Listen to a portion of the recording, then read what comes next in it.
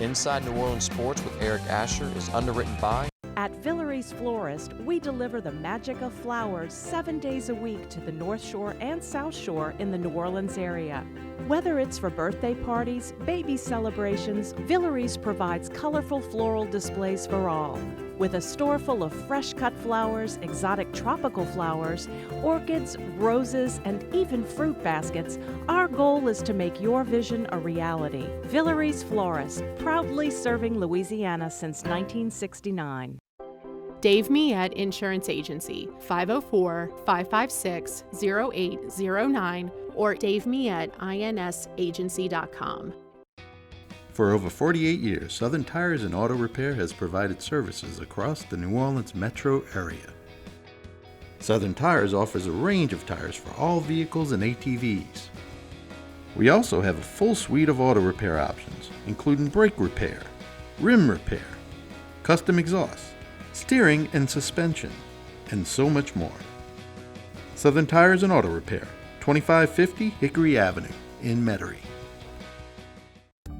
C&C Drugs is a family-owned pharmacy that's been serving Southeast Louisiana for over 50 years. Whether you need help taking care of an elderly family member, a growing child, or even a pet, C&C provides patient-centered care for your entire family. C&C Drugs, large enough to serve you, small enough to know you. Locations in Mandeville and Araby.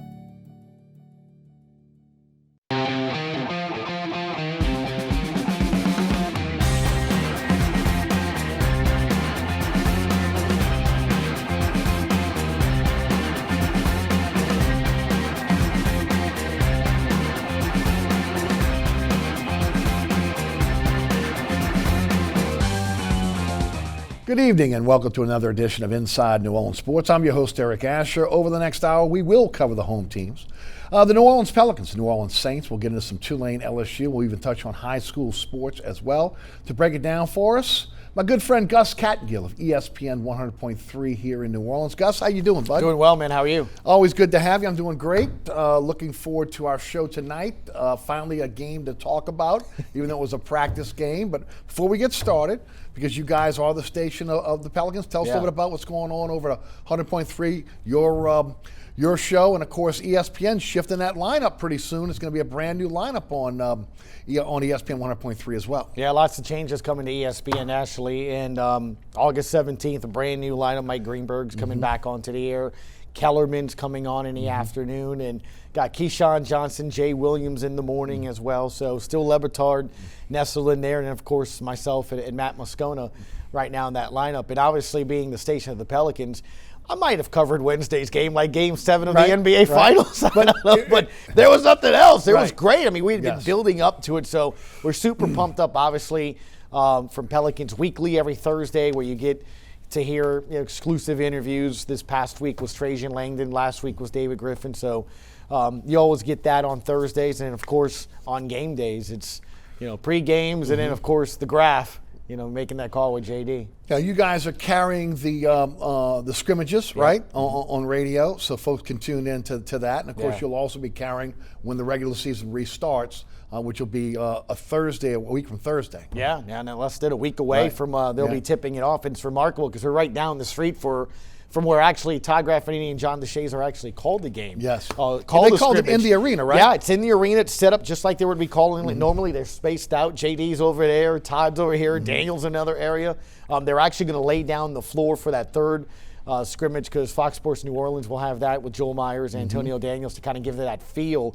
And look, I'm just going to be honest with you. I'm sitting on the table, Junior didn't nap on Wednesday, and he's like, Dad, and I'm like, Daddy's got to work. It felt so good to say Daddy's got to work. Yes. And work involved me just watching basketball, So it was nice. It was fun. Now, again, unfortunately, last night it wasn't shown locally, but you could catch it online. I did that. I also caught it about 1 a.m. on NBA TV on the replay. Right. So it's a little bit easier watching on the big screen than watching on the little bitty screen. I was listening to Graf a little bit earlier talking about they actually had to watch it on the Jumbotron, right?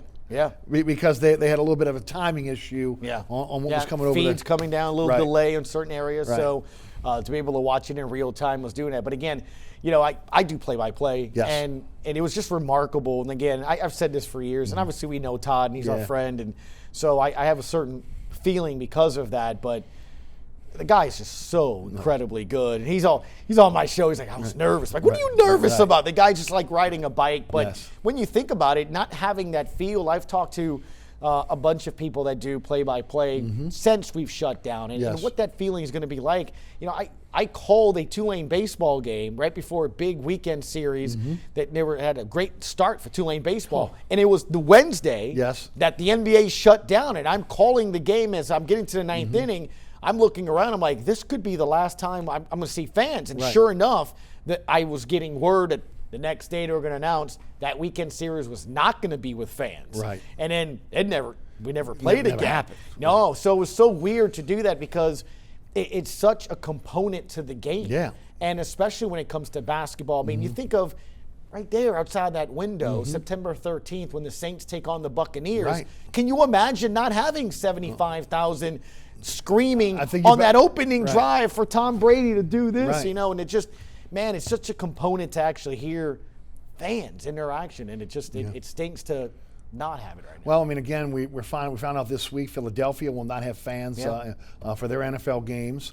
Again, I think the New Jersey and also New York. Obviously, the state of New Jersey will not allow fans in there, so the Jets and Giants will not have fans. Right. The Atlanta Falcons, which again is pretty much what they do anyway, 10 to 20,000 fans in their Mercedes-Benz Stadium. That's no great shakes there. That's a normal deal. But sellout for them. Yeah, exactly. It's a sellout. Exactly. But a little bit different here. And look, we've talked about it a lot on this program. I'm sure you've discussed on your radio show. I think stadiums that are outdoors or domes that have the roofs that open have a little bit of an advantage over the dome because, again, you have that component of being either outdoors or semi-outdoors. And obviously, we heard the NFL this week come out and say what we've discussed for months now. You're going to have masks. You're going to have face masks. So you're going to have, I mean, and look, and we've talked about it, right? You did it on your various shows too, Eric. It's like, what if it takes this and that to go to game, would you be willing to do that? Temperature checks, whatever. Sure. I mean, my kid just wrapped up summer camp this week, 2 months, June and July, which is nuts that it's been gone already. But in and out, they temperature check, and it's crazy because this virus, sometimes it's a telltale sign and sometimes it's not. You have symptomatic, asymptomatic. Right. That's the crazy so thing. It's so hard to do that. But again, when you look at it, whether it's the IDERs with the NFL has to go and submit to get past their steps, the NBA bubble steps, the MLS is back tournament steps. I think there's a presentation of trying to be as safe as possible, and whether it works or not, well, I don't know. But we had Jen Hale on a couple days ago, and she talked about her tournament that she covered 3 weeks inside of a bubble, what it was like not to go anywhere, and there were 0 positive tests once things started. The NBA right now, 0 since things have started. So bubble environments work. But in football, you can't do that. Right. In college football, high school football, all these different things. So, I think it's going to be interesting to see how it goes. It's just, to me, when I speak to people, it's the ingress and egress, going in and out of the stadium, concessions. Do you just say one way around the dome? Right. How do you go into the bathroom? Those are the issues that they're dealing with. You can walk in and put an X every other seat and have people standing with the face mask. I think you'll feel comfortable. I mean, I've flown already. I'm going on an airplane again next month. Right. I felt completely safe and comfortable. Right. I didn't feel like I was exposed to anything. There were people all around, but everyone had masks and stuff. Yes. So I think, to me, it's the congestion of going in and out and the congestion of the concourse. I think sitting down, cheering and yelling. Right. Well, and again, I'm not sure how far along they are in terms of the dome renovations where they're going to be expanding those concourses. Right. But one thing we do know, and we'll talk about this a little bit later on when we talk about the SWAC, is that right now the renovations of the dome have been uninterrupted. Right. There was no situation where, again, they had to stop for Essence in the middle of the summer like they were supposed to. Right. It's been a straight shot for them now. True. So you got to figure that what was going to be a 3-year plan to renovate the Dome, that they're way ahead of schedule now. Now, again, we don't know, what that means in terms of what they're doing and how far they're going in terms of their steps, but I'm sure we'll find out as we go forward on that. And we'll see, again, how that kind of works into how many fans are going to be available to be in the Dome to be able to see the Saints play when they open it up in September, as you mentioned, against Tampa Bay. Let's shift gears to the Pelicans. Pelicans last night, 99-68 winners over the Brooklyn Nets. First of all, again, good to see basketball again, as we both talked about. Yeah. I thought the NBA sideline, the way they set things up, I thought was well thought out. Yeah. Again, each player has their chair. Again, their name is on it. I saw a few times where a couple players maybe jumped in where they shouldn't have, where they were supposed to be, away from players, but they were like next to each other. They didn't do the social distancing. You see the bottles behind the chair, their particular bottles with Gatorade or whatever they're going to hydrate with. I thought the way they set up the court and everything else, just from a visual standpoint, that's without, again, the virtual fans there. Right. I thought that the NBA was well thought out the way they did it. Yeah, it was busy enough, right? If that makes sense, to where your eyeballs kind of made it seem like it sort of was an environment. Right. And I thought, and I had discussed earlier in the shutdown, were we going to have that environment that we've become so accustomed to in the NBA? Music, the PA announcer, and of course that lurch, as I like to call it, from the Lakers, with the deep voice and all that. So, but it gives you that added environment and feeling that we are going. And look, Alvin Gentry said it afterwards. Brandon Ingram did as well. It didn't seem uncomfortable. And I think, as we know, Eric, and you've heard from athletes, Drew Brees, they zone in, they zone out. Once you're playing, you're playing. You're into the game. A lot of times, athletes will tell you, we heard the crowd in moments where momentum swings occur. But for the most part, some of these guys are so locked in. I think they're so happy to do it. And like anything else, it's creatures of habit. I think once you know your social distancing and which chair is what and where you walk in and out, it'll be more and more comfortable. That's another reason you're having these scrimmages. Right.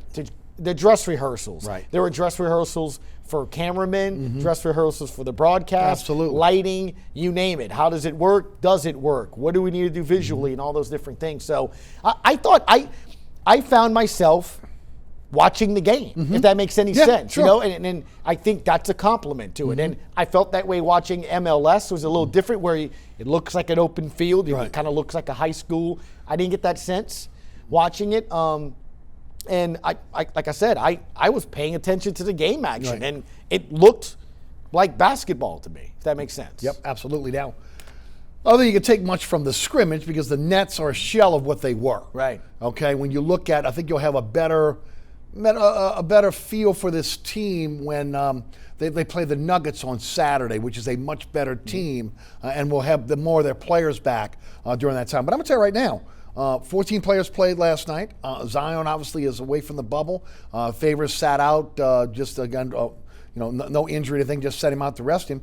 But again, a lot of guys played last night, and I thought they pretty much left off where they finished the season. It was great ball movement last night. You look at it, I think it was only 12 turnovers last night. So again, from a standpoint of putting them on the court, the chemistry, which I think a lot of people, myself, were worried about, I thought the chemistry was there. Right. So the Graph has been giving me grief on the show or through text. All we've had is practice footage, right? All we've had is the ability to look at still photos from practice or practice footage. And there I am overanalyzing for 2 minutes and 38 seconds, but they look good. So you go to, Eric, in this instance, what players are saying, what are coaches saying. And up until the scrimmage this weekend, you heard Lonzo Ball say, you know what, defense has been a focus. Coach Gentry says, hey, look, we want to, in this first scrimmage, see what the young guys are going to do. We'll work the vets in minutes-wise. And overall, Brandon Ingram was saying, let's see if we can get to where we are, where we left off, because we're playing good basketball. Well, when you hear the player interviews leading up to this scrimmage, you've heard all of them either mention a number of players that did their work and did their job during the shutdown. They came in shape. You haven't heard anybody say, well, we're trying to get our win back. Right. You haven't heard anybody say, well, these guys didn't work. And one of the things that stood out to me that I started on our show this week on Monday was saying, I like hearing that everyone is focused. It sounds focused. And I also like hearing, because it's a young team, you don't have that one central leader per se, which maybe eventually does come. Right. But you have a handful of guys that are leading. And which is crazy, it's a very young team. It's a very inexperienced team as well when it comes to postseason play. I mean, come on. I mean, these guys with the Lakers, I mean, you got JJ, and Favors has played in winning teams, but that's for the most part. And Drew Holiday. And Drew Holiday. Each more, so some guys have been on, but yeah, you're right. The Lakers through a trio, they've never played in a playoff game before. So it's nice to sort of see Lonzo Ball speak like, hey, look, this is what we're going to do with the offense. Brandon Ingram sounds like he's a leader. You know, he wants to lead it and be that. And you saw that in becoming an all-star this year. And look, Zion in the 19 games, 15 through 19, I was told he's starting to get that voice in the locker room, challenging players, things of that nature. So you start to hear that. And that's what I saw yesterday. Let me use the analogy of the Saints, because we do this all the time. How do we know they're a good football team? How do we know to have depth, right? We can almost only analyze what we see either at practice or what we see in the preseason. In the preseason, other games, but I look at the second and third strings against their second and third strings. Of course. And if it looks like it's a tail kicking, well, then you're a deep team. Brooklyn didn't have their stars. There's no Durant, there's no Kyrie. They have hurt. I get it. They spanked them. Okay, so one of the things they've been talking about the last several weeks is, does this team have depth? They believe they have depth. They believe they got guys that can come on and come in and play. That 8-game stretch every other day, it's going to tax your legs, it's going to tax you mentally. Sure. But if Coach Gentry can rotate players in and you're not that hurt, right? What's been a big issue with the Pelicans in the AD era? You sat down Drew or AD, I mean, you're done. Right. You're getting smoked. One of the things that Golden State's been able to do, one of the reasons they're such a good team is Steph and them can go sit down. They'll bring guys off the bench and either the lead increases or it stays the same and it can get a breather. Well, that's what I watched yesterday. That's what I want to continue to see, right? Where Brandon Ingram played 11 minutes, 12 points. Drew Holiday had his 10. I mean, you saw Lonzo Ball do well. 3 turnovers. That's it in the first half. That means you're taking care of the basketball. So I liked seeing Jahlil Okafor in his little minutes dominated. Great, because that's all you want. If he can play 7 to 12, get you double-digit points, get you some boards. So that's why I looked at it. It's in context. I understand it's a scrimmage. But, hey, at the end of the day, if it was a battle with a team that didn't have a lot of talent, we'd be talking a lot different today, right? Right. And, look, it's a different game, too. Again, there's a flow and there's an energy and there's an offensive game plan with Zion, and there's often against a game plan without Zion. What we saw last night was how the Pelicans played without Zion throughout the season. You're looking at 39 rebounds, 5 on the offensive end. That doesn't happen with Zion, okay? The ball's going to go inside out. Guys, a lot of penetration and dish last night. Where, again, you're looking at a situation where I think they were 46% from a field goal, 40% from three-point line. You're going to still get your three-point shots. I thought they got them in the flow last night, but it'll be a little different when you have a guy like Zion in there because, again, he's going to be ball dominant in the middle. So, again, I think what we saw yesterday was what we saw a lot during the season pre-Zion, and I thought they played it well. The chemistry was there. Now, when Zion comes back, it's a little different dichotomy when you start talking about how they play the offense. One of the things I do like that we saw in January when he finally joined the team was I thought he could fit in quicker than many people thought, was because I think he gets into the offense based on the flow, right? In other words, that's why and I've said it here on this show, it annoyed the heck out of me when national analyst says he needs to improve his three-point shooting. He needs to be a better jump shooter. He's unstoppable in the paint. His percentages were incredible. Ridiculous. He was doing stuff that Shaquille O'Neal and some of these other greats were doing, right? Some of his statistical numbers that he did in the 19-game stretch was why? Dominated in the paint. Went to the free throw line a ton. Why would you change? So what's good about it, Eric, is if the ball moves like it did yesterday, and you see the guys hitting those shots, then you have a guy that can clean a glass, put backs. I mean, one of the highlights overanalyzed at practice since they've been in Orlando was Lonzo Ball on the sideline, bounce pass in, he catches it on the right block, spins and dunks. Yes. Didn't dribble, just spun and jumped and dunked. I'm like, that's unstoppable. If you have that, their defense is going to have to collapse. Peeking over there, that's going to open up JJ first shot. doubt. It's going to open up Brandon. So what I like about him, Eric, is he doesn't need the ball in his hands. It's floor spacing. Does that make sense? Yeah, it's floor right. Exactly. It's floor spacing. And that's what's remarkable about it. Right. He's not a selfish player. Right. They were telling him in the 19-game stretch, dominate, go, ask for the ball and do that. So I think that's what's so great. And again, what's remarkable is that was 4 months ago. 4 months ago. He's in better shape now. Oh, you He's can see probably it. worked on his game a lot better now. So that's why I'm kind of excited to see what happens when he does come back. No doubt. And again, look, to your point, the way that teams play this team without Zion on the floor is going to be different than they play when Zion on the floor. Okay, because again, there's always going to be someone collapsing on him, double teaming, trying to make sure they can handle him on the inside. That's why you saw him and Favors work so well together when they were on the floor, because you can't cover them both inside. And again, this team is built with shooters, guys that can surround those two big guys and knock down shots. They had 24 assists last night. They moved the basketball. Okay, there was, again, unselfish play, and that's all you're asking for. They've come so far from 6-22 and a 13-game losing streak in terms of chemistry. And the biggest thing I was worried about going into the scrimmages, and then as we get a little bit further into this, outside of, again, a COVID-19 outbreak or an injury, is how quickly can they ramp it up again and get the chemistry back? They immediately moved into that, and you saw it last night. There was no drop-off. It's like you were watching them again in January. That's why I brought up, that's what was so key in the depth. Right. And I think the strategy was brilliant by Coach Gentry.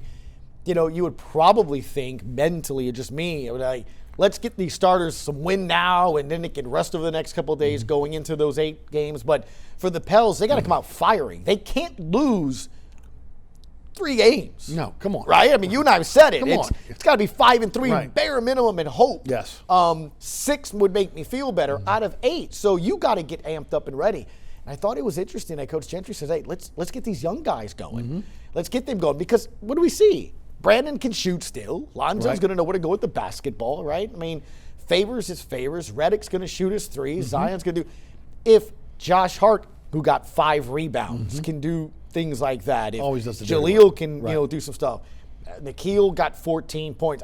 I'm not saying he needs to do that, but if he can give me some minutes, and again, I just go into, you're looking at this strategically completely different than you would in a normal season. You got 8 games, basically every other day. You got a back-to-back. I mean, you have to go in there and do that now. One of the best things to do is attack these teams that maybe don't have the depth that you have and maybe don't have the legs. If I can keep rotating people, again, using a football analogy, how many times do defensive linemen and teams that can sack the quarterback say, the 49ers, they'd love that 4, 6, 7 deep, rotating people with that fresh legs. So this team wants to play with pace. This team wants to get up and down the floor. They want to press you on defense. Well, if you can keep rotating bodies and feel they're not going to hurt you, that's what you liked about last night. 24 assists, 12 turnovers with the amount of, and then again, 14 guys played. And you didn't feel the style of play change depending on who was on the court, did you? No, you did not. I know it's a scrimmage. No, it is. But it didn't feel like the style of play Which is a big difference than what you will see when Zion comes back in the style of play, just simply because, again, the attention he's going to receive on the floor. Let's talk about him for a moment here. Being tested daily. We got the information yesterday. It's been radio silence for the last week. Of course, for those that don't know, Zion had to leave the bubble to deal with a family medical emergency or a family emergency. He is being tested daily. He is tested negative each and every day. No word on his return, but I was listening to your radio show today for a little while, and look, I said the same thing. Sunday, right? I mean, got to be back by Sunday to really play by Thursday. Now, the good news is he continues to test negative, then it's only a 4-day quarantine. But during those 4 days, you're not on the basketball court. You're quarantined in your room. So literally he's coming in with like a 2-week rest, unless he's doing something wherever he is, if he's still working out somewhere. We don't know that.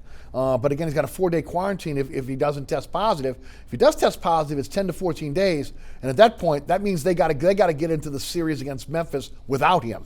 Eric, leading into the bubble talk when the NBA was discussing how it would come back, so many people nationally kept saying that this was about Zion, trying to get him into the playoffs and trying to do that. You know what? And I've said this before, my show, your show. Right. Unapologetically, I am all about the star treatment. Of course. Give me the star treatment. Finally, Finally, New yes. Orleans is getting some sort of treatment. Because you know what happened around 1:30 today? The Zion protocol came out. Did you see the latest? Sham Sharania of The Athletic said that, and I said yesterday when I read the statement on the air, the language was very peculiar. It said that it would be reevaluated as to when he could come back. You were right. It's 4 days if he's been testing negative throughout, shows up in Orlando, gets tested, he's negative. It's 4 days in his room.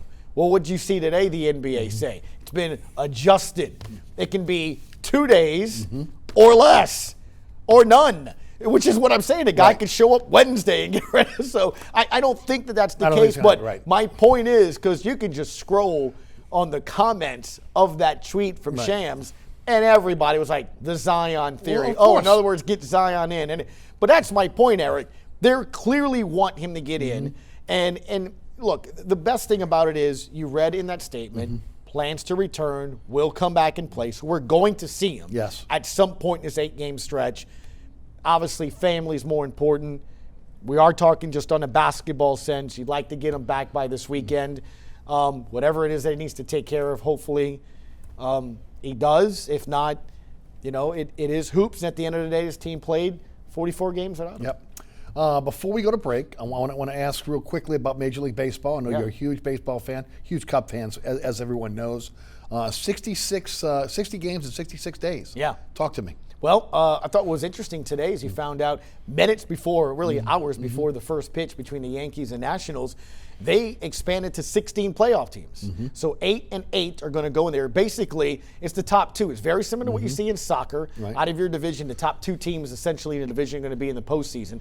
Then they're going to be ranked 1 through 8, National League and American League, and then it's on. I love it. I love it. Gives me a little hope with the Cubs. Dodge, the Graph can't stand it with this Dodgers. Of course. And I'm like, hey, that's great. It's more teams they have to play. But look, what's crazy and remarkable to me is they argued about this for months to try to get this, and then they agreed to, no, let's just go play the way it is now. But look, it's a win-win, I think, for fans because you pay more attention. Right? Because of 60, if you have a rough start, you're done.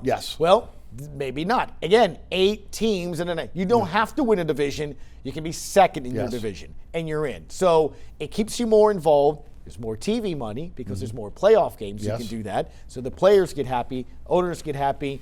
I don't think it's a lose situation at all. No, and again, when you're talking 60 games, people are going to have to be involved in it because it's going to move so quick. I mean, And look, they're not in a bubble, Eric. If somebody's starters, your ace, your home run hitter, your starting second baseman or first baseman get COVID, you're going to lose some games. You're going to lose some series because of it. So I think it's very smart to put 8 and 8 this year. Maybe next year they'll expand it to less than that. But it just makes sense, man. Yep, no doubt. Gus Kattengell was with us from ESPN 100.3 FM here in New Orleans.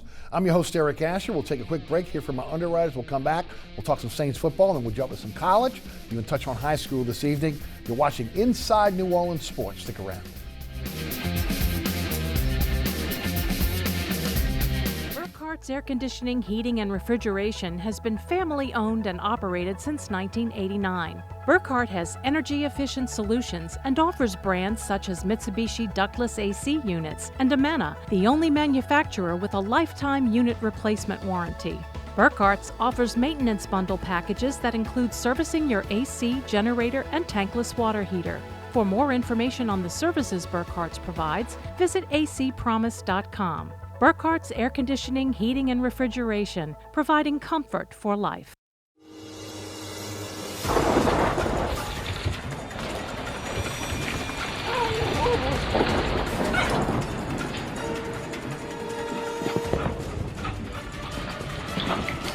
Experiencing rough weather with a bad roof can be a nightmare.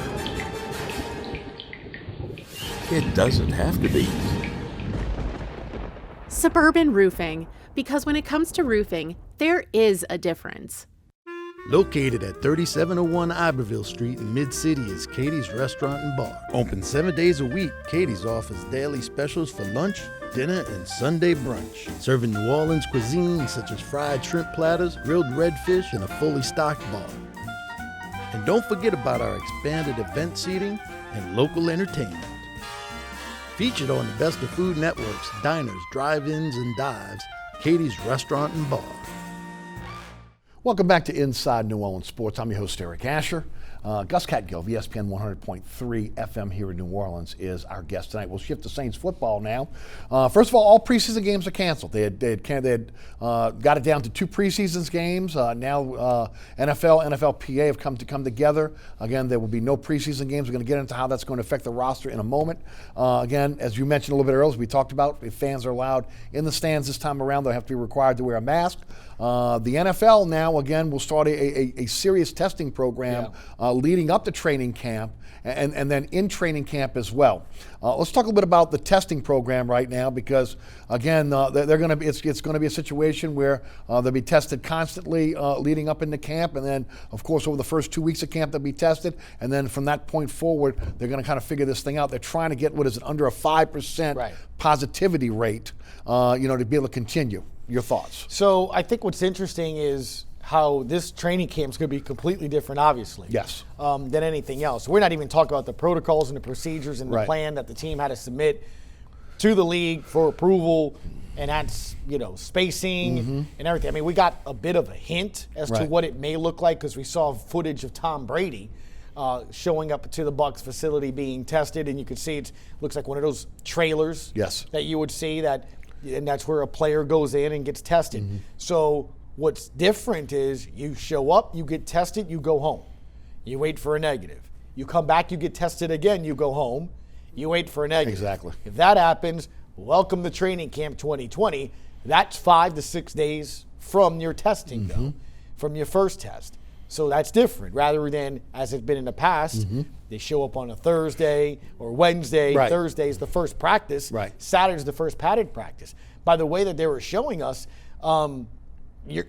it's day 20, day 21 that you're going to see pads on. They don't put the helmets on until week number 2. It's going to be walkthroughs. It's going to be basically conditioning to get people in. And look, I guess it makes sense. The players have been saying, if you follow Twitter, obviously the players have been saying, look, they're calling it ramping up to get their bodies in shapes and in conditioning because you didn't have, obviously, off-season workouts. Again, the OTAs. I mean, again, it's so different than what it's been in the past. And then again, the ability for a guy to get to a gym, especially guys that are maybe rookies or undrafted free agents. Again, if you're a vet, you probably have enough money to be able to go out and have the weights and all put in your house, whatever you had to do. But no, it has been an arduous process for athletes on any level to be able to work out during this pandemic.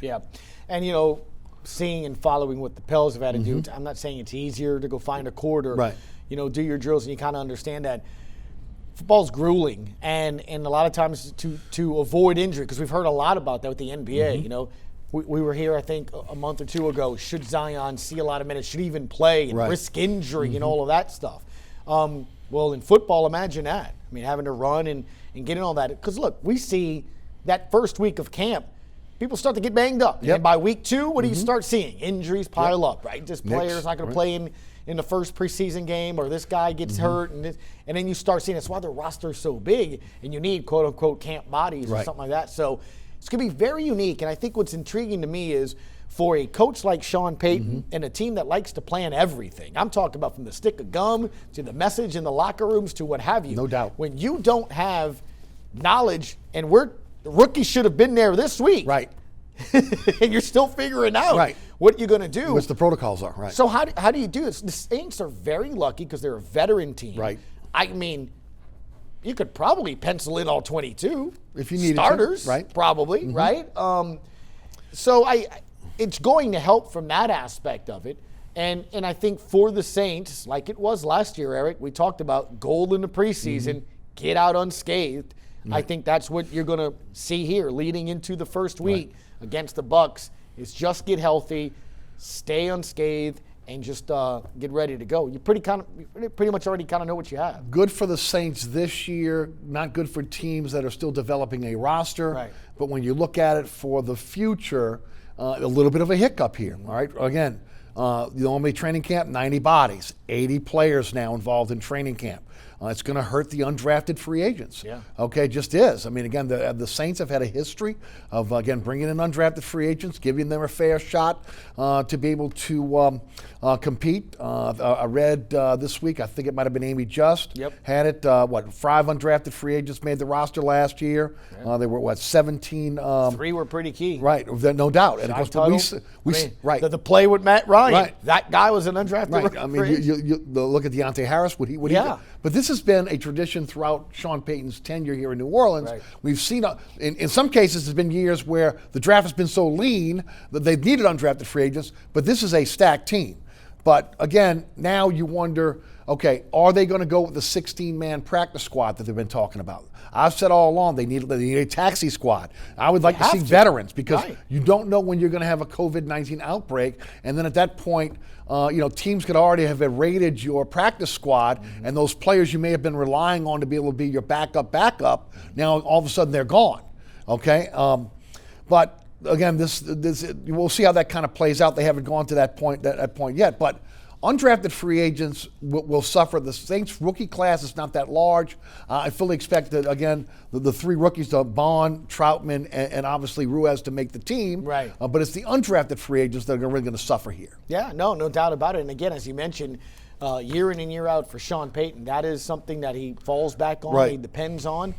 He looks at other teams' rosters to do that as well. And you mentioned the taxi squad. Just think about it. If you lose 3 to 5 players during the season to this on a Tuesday or a Wednesday, you better be able to go to somebody that at least knows what they're doing and have it. I mean, Well, look at the room, though. Again, remember, basketball a little bit different than football. Football, you get position groups.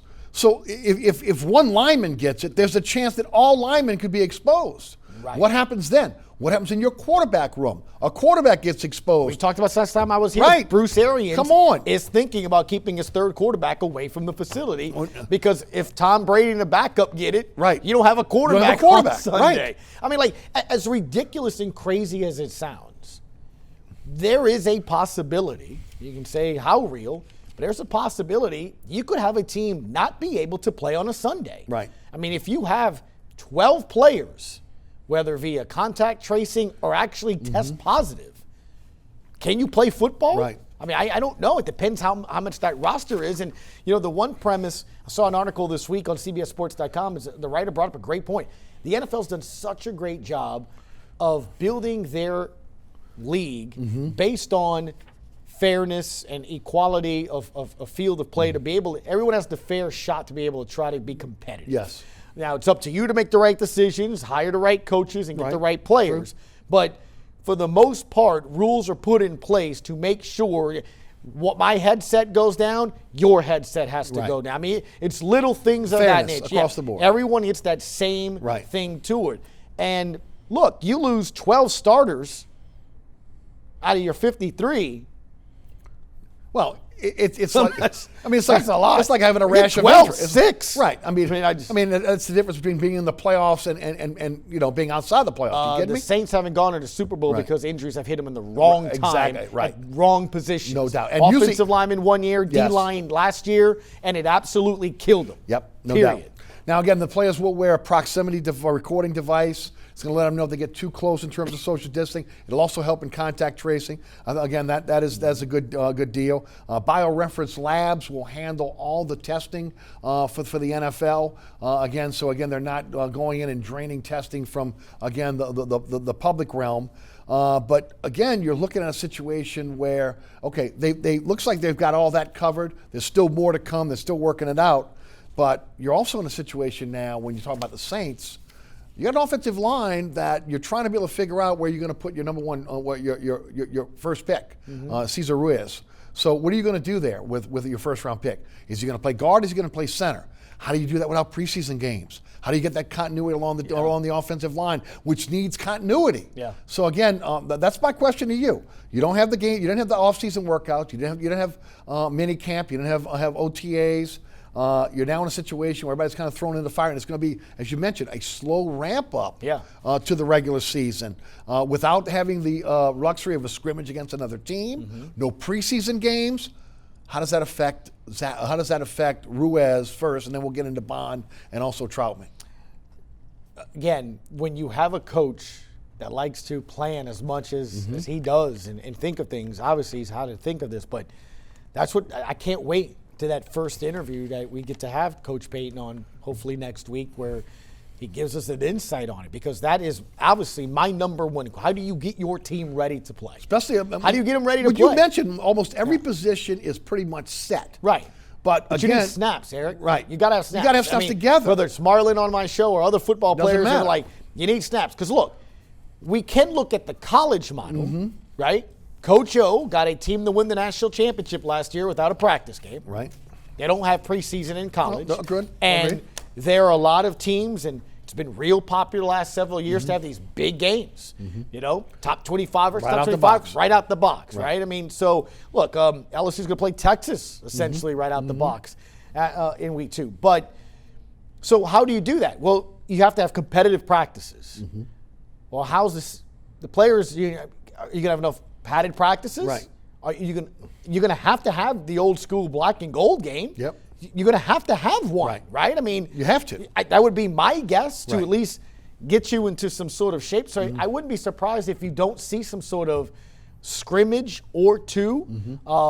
Maybe it's 30 to 60 play. I don't know. I mean, however many plays, but just to kind of get into shape and get something of that nature, and maybe tailor your practices a bit differently than when you do, because normally it really isn't that long. When you look at the start of training camp to week 1 in the preseason, it's about 2 weeks and a day or two. Right. And then you get going. And then you play in a game the following week. And then by that time, your chance to make an impression on a coach it shortens. So this was a little different with no preseason games, but I don't know. To me, at the end of the day, you can only evaluate in a game-like situation. Right. So I think you're going to see a lot more contact practices. You have to. I mean, I don't know how else you're going to evaluate positions.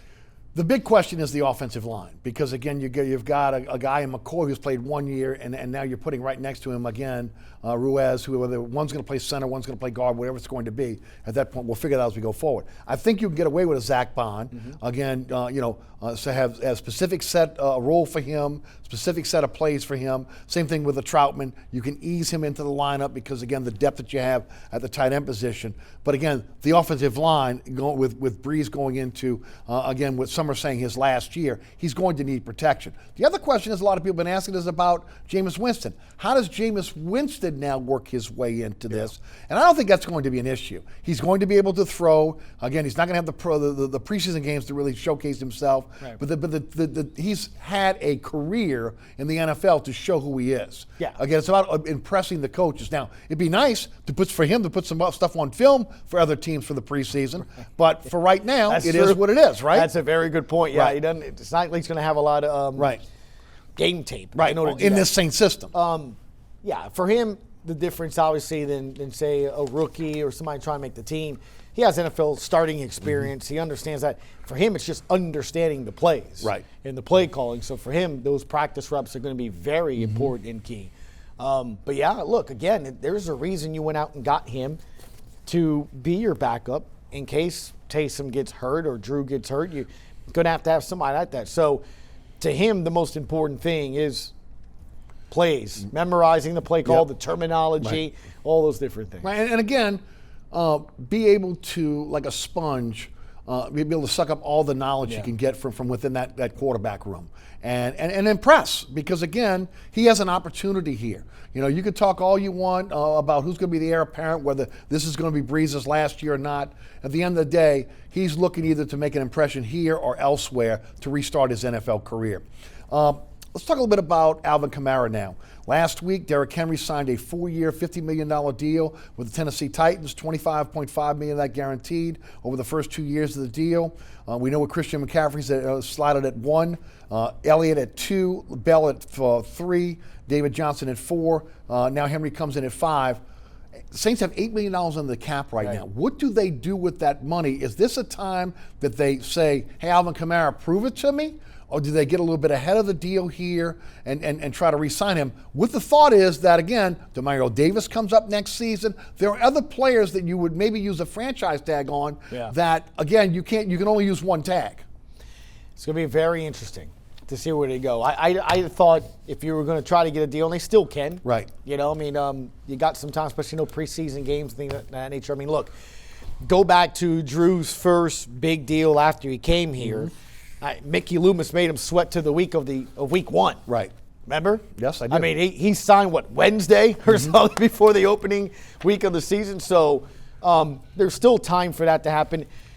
I still think we had Larry Holder on the show, and he thinks, and he looked at it, he said 3. Third highest paid back. Okay. He thinks top 5 for sure, top 3. Right below and behind Ezekiel Elliott and Christian McCaffrey in terms of that. I just think at the end of the day, is it 13? Is it 14? Now, again, you mentioned the $8 million. You could do something where it's attached and added, like absolutely. Pat Mahomes' deal. Yeah, same thing. Is added to this year. Yes. So this year is playing with a smaller cap, which is how they got Jones signed.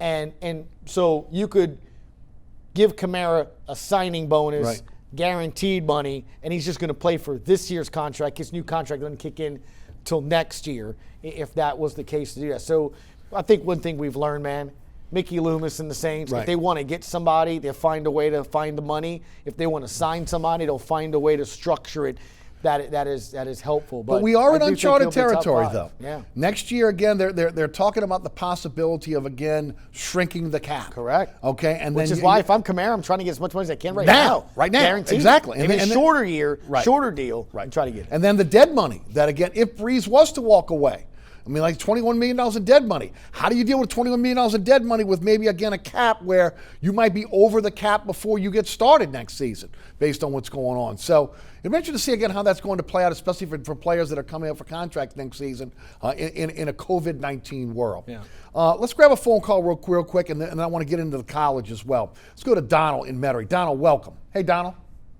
Hey, Eric, how you doing? Doing great, Donald. Thanks for the call. Okay, I just want to know how you feel and Mr. Gut feels about the Washington Redskins changing the name, and do you think they should? They've been the Redskins for so long. Right. And, I mean, even on Thanksgiving Day, when the Redskins played the Cowboys, it was always kind of a tradition, you know? Yes. And I love that. I love to see that game every year and everything. Is it a sponsor that's doing this, or is it money that they're making to change the name? What's the cause of that? All right. Gus, you want to go and take that first? Yeah, well, it's all of the above right there. That's I mean, right, when the people that sponsor your stadium flat out say we're pulling out, when the NFL FedEx takes away your merchandising to do that, and look, I mean, unless you've been under a rock the last several months, people just they not only want change, they want things that feel are offensive to be removed, one way, shape, or form. Whether it's statues, whether it's a name, something, whether it's a slur that just, doesn't make sense anymore in this day and age. It can still be tradition. You can still have the,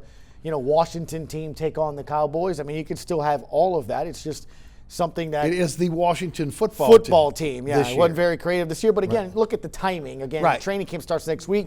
It takes a while to get merchandising, your logos approved. And look, and we saw a lot of businessmen in Washington go and trademark a bunch of different names, so Daniel Snyder would have to pay exactly, them. which is also the holdup here. Yeah, exactly. That's exactly what There's all no doubt this is. about so, they could have found the team name, but then to trademark it, get the logo, get the paperwork in, and then go get merchandising and uniforms and all of that. That's why they're doing it for this year. It's just going to be the Washington football team. But it's all of it, man. It's if sponsors drop you, if the public and people that are going to support you and pay to do that say you got to change. I mean, and there's an outcry. You just have to do it. Well, look, it's a big difference than what we saw 2 years ago. Okay, 2 years ago when you saw the kneeling for the national anthem, you had a lot of outcry from a lot of people. Sponsors heard that outcry. They put the pressure on the NFL. The kneeling stopped. That has changed full circle now. in terms of, again, where the sponsors are, where the individuals who are putting up the money for NFL or for anything right now, in terms of, again, putting the pulse on the finger of what's happening here in this country when it comes to social justice, etc. So again, you're seeing the change. You're asking me what it's all about? Well, yeah, it has a lot to do with what's going on in terms of the social movement we have in this country, but it also has a lot to do with money. And again, that's what it comes down to. And I think Gus said it correctly when you right out the box when he says, when FedEx says we're pulling out, again, that got the attention of Daniel Snyder for the first time, because he's been one that, again, has been, he drew a line in the sand and said he was not changing the name. Yeah, again, and he's trying to get a stadium built in downtown D.C. Exactly. Because Landover's a little bit away. No doubt. Let's grab another call. Let's go to our good friend Jack at River Ridge. Hey, Jack. Guys, good to see y'all together again. What's up, man? Look, about the Kamara contract. What do y'all know about Kamara's agent? Because it seems to me that the Saints have given them all the leverage. I mean, they know it's Breeze's last year. They didn't draft anybody who they could possibly put in his place. So it seems like he's holding all the cards. How hard do you think they turn the screws? And I ain't gonna listen, guys. Thank you, Jack. It's interesting who does have the leverage because, Eric, it's a risk for him to roll the die, right? He got injured last year. Yep. And in the game of football, it takes one bad injury, and then that leverage doesn't exist. I think both sides would like to get something done. I absolutely feel very positive. And again, just going by what you hear from Sean Payton and hearing from the other assistants, they love Alvin Kamara.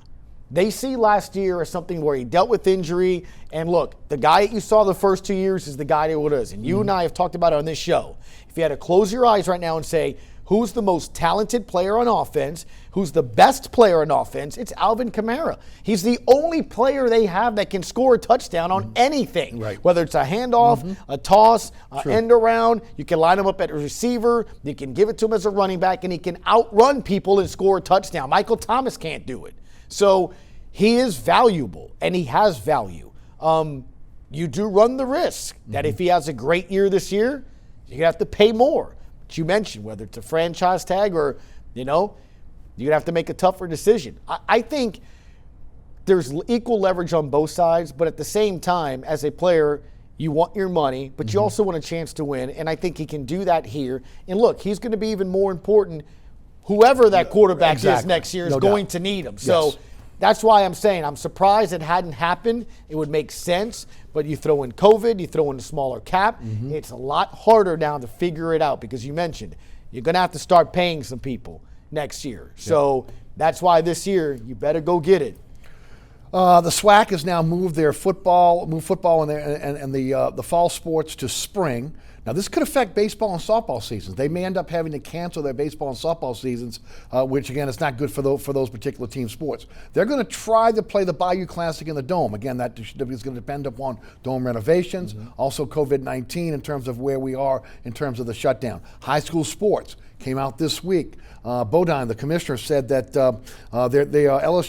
LHSAA is committed to fall sports to direct benefit of the student athletes. However, they're not going to put any schools in conflict or in harm's way. They have no intention of canceling fall sports unless schools are forced to close. The pandemic dictates that it's not safe to play. So again, on one end, you've got the SWAC already moving to the spring. Right now, at least high school sports, they've already said they won't go and do football until phase 4, but they're at least committed to trying to do this in the fall and winter. Look, you go one state over, Texas, where football at the high school level is a religion. They're pushing it back. California obviously has a lot better weather than a lot of different states in this country. They're not starting till December or January. So I think you're going to see some pushback in terms of maybe starting a little bit later. Jamborees are normally 2-3 weeks away. I don't see that happening off the get-go. Well, school's not going to start till pretty much after Labor Day. Exactly. That's what I'm saying. So I think, from all indication, man, week by week, and especially just this week, as we get to the end of this week, really does seem like you're going to see about a 2-week delay.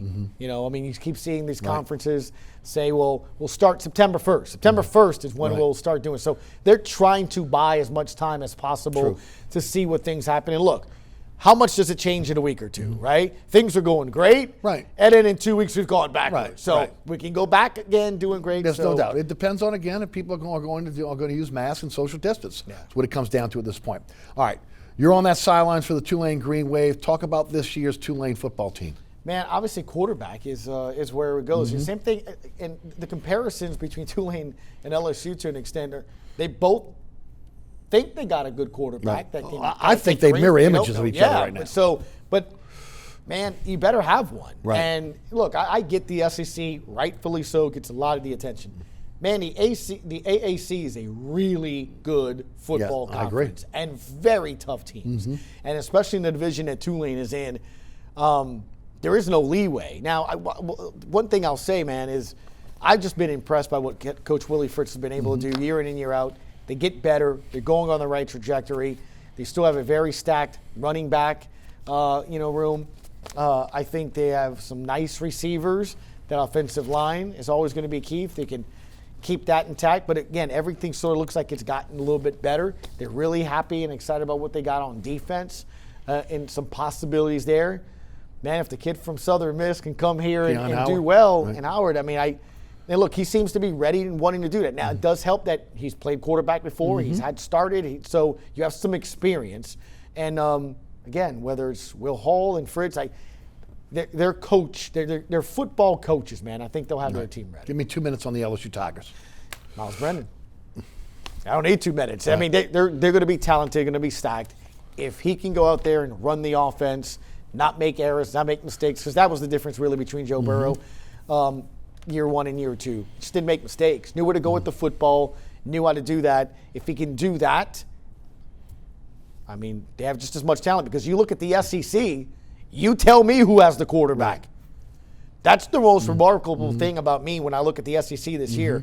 There are really no schools that I look at and be like, wow, that's the guy that can lead them and do that. So I think it's wide open, to be honest with you, which is a good thing if you're LSU. Oh, yeah. You're coming back as the national champs. You got a lot of talent. Oh, an incredible amount of talent. And again, all Miles Brennan has to do, and I say all, just don't lose the game, you know? And as you get more reps and more comfortable in it, then, you can take more chances. What about the change on defense in terms of philosophy of Bo Pelini? I keep hearing just more aggressive, Absolutely. and letting teams. I mean, and letting his guys not really as complicated of a system with Pelini than what we saw previously. Lots of people that I've talked to that again got a chance to early before the shutdown and just kind of get an idea of it. It's just what you remember when he was here. They're going to rush the passer. They're not going to really sit back and do that and try to force the issue. I think that was a problem with LSU's defense last year, and it was a criticism where it almost felt like they were kind of letting the offense dictate the tempo, if that makes any sense. Sure. I think LSU's defense this year wants to come be back to being the Chinese bandits or whatever, and just being the aggressors. Yes. That's the best way to and look, for those that think the cupboard is bare, let me remind everybody about, again, the recruiting classes that Ed Ogeron has had. And this recruiting class that's coming in right now, where you will see players as freshmen start for this team this upcoming season. Again, that's why I keep going to the quarterback position. If you can just make the right decisions and don't hurt yourself. And again, man, you look up and down the line. I know, Mund is back with A&M and Auburn has their second-year starter, but I just think LSU's again, Eric, they won a national championship for a reason. Right. And look, and again, you lost 20 players to the NFL. Yeah, but it's a lot. But you're still looking to reload here. Yeah. And you're going with a much more aggressive scheme on defense, and I agree with you. Look, the offensive scheme is there, whether Joe Brady's there or not. It comes down to now the ability to be able to execute on the fly like we saw Joe Burrow do.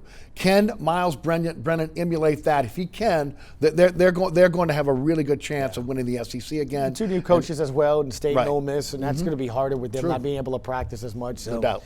It'll be Bama, LSU, Looking and forward Auburn to some games. again. No doubt about it. Gus, thanks for being with us as always. Sure, man. Gus Kattengell, ESPN 100.3. That's 12 to 3 weekdays. Thanks so much for tuning in. Remember, there's a rebroadcast of this program each and every Friday night right here on WLAE at 10 p.m. Also, Pelican Sports Television, 9 p.m. You can catch it on HD here in New Orleans now. Also, an additional showing every Saturday at 5 p.m. on Pelican Sports Television.